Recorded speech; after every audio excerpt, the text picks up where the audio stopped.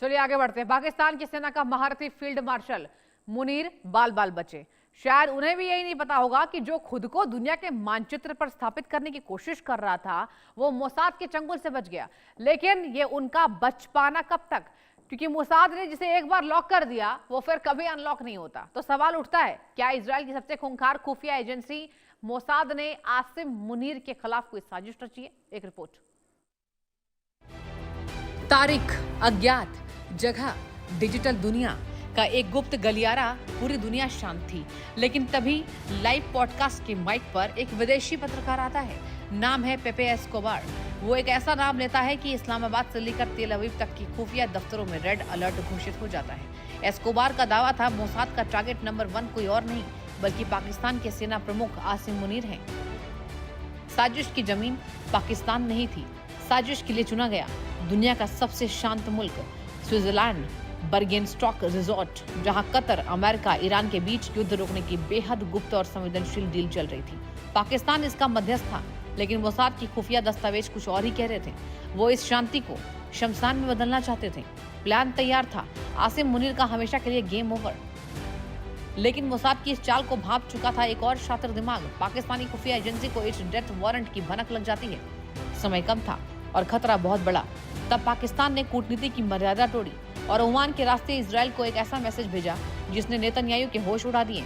वो मैसेज था कि अगर पाकिस्तानी डेलीगेशन की गाड़ी का एक और पहिया भी हिला तो इजराइल को दुनिया के नक्शे से मिटा देंगे। बस बात खत्म। ब्राजील के पत्रकार ने अपने पॉडकास्ट में इतना बड़ा धमाका कर दिया था कि पाकिस्तान खुद डर गया। जैसे ही यह सीक्रेट लीक हुआ, रावलपिंडी के मिलिट्री हेडक्वार्टर्स में फोन की घंटियां बजने लगी। आनन फानन में पाकिस्तान के बड़े पत्रकारों को आगे किया गया और फिर एक बयान जारी हुआ। कहा गया, ये सब झूठ है, बिल्कुल बकवास है, बेतुका है, मनगढ़ंत है। सुरक्षा अधिकारियों ने दावा किया कि आसिम मुनीर और शहबाज शरीफ का वो स्विस दौरा बिल्कुल सुरक्षित रहा। परिंदा भी पर नहीं मार सका। लेकिन सवाल तो यही है, अगर सब कुछ ठीक था तो ब्राजील के उस खोजी पत्रकार ने इतनी बड़ी कहानी किसके कहने पर बुनी? क्या ये सिर्फ एक अफवाह थी या फिर पर्दे के पीछे का कोई और अधूरा सच? पेपे एस्कोबार कोई मामूली नाम नहीं। वो खुफिया एजेंसियों की अंदरूनी खबरों को निकालने के लिए जाना जाता है। रक्षा विशेषज्ञों का मानना है कि इस कहानी के पीछे एक गहरा मनोवैज्ञानिक युद्ध यानी साइकोलॉजिकल वॉर है। मकसद भी साफ था, पाकिस्तान और इजराइल को सामने लाना। इस खेल में जीत किसकी हुई ये वक्त बताएगा, लेकिन सस्पेंस अभी भी बाकी है।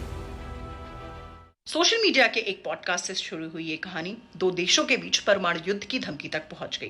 पाकिस्तान भले ही इसे खारिज कर रहा हो, लेकिन जासूसी की इस दुनिया का एक ही दस्तूर है, यहाँ जो दिखता है वो होता नहीं और जो होता है वो कभी दिखाया नहीं जाता। अब देखना ये है कि मोसाद का ये कथित लॉक वाकई कभी अनलॉक होगा या नहीं, और अगर होता है तो दिन, तारीख, समय और तरीका सब कुछ मोसाद का होगा और तब पूरी दुनिया मौन रहकर मोसाद के कारनामों को देखेगी।